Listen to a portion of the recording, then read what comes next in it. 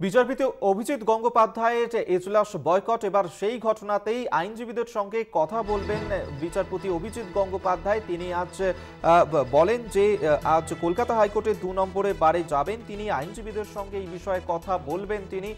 এজলাস boycott করেন আইনজীবীরা এবং সেই ঘটনাতেই এবার আইনজীবীদের সঙ্গে কথা বলবেন বিচারপতি অভিজিৎ গঙ্গোপাধ্যায়। আইনজীবীদের সঙ্গে আলোচনা করবেন বিচারপতি।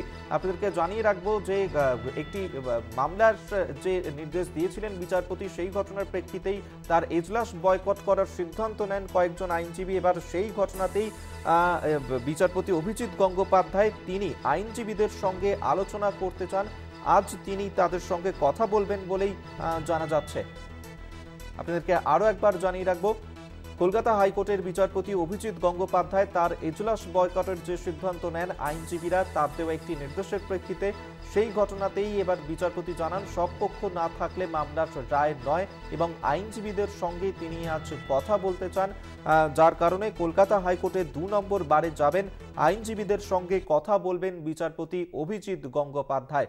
বিচারপতি অভিজিৎ গঙ্গোপাধ্যায়ের এজলাস বয়কট করেন আইনজীবীরা।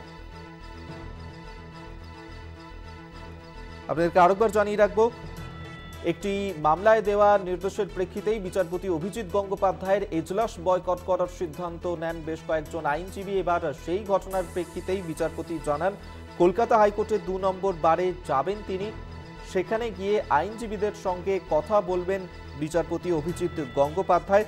তিনি আইনজীবীদের অনুরোধ করেন সকল আইনজীবীরা তার এজলাসে যেন আসে মামলা করতে এবং সেই ক্ষেত্রে সব পক্ষ না থাকলে মামলার রায় নয় বলেই জানিয়েছেন।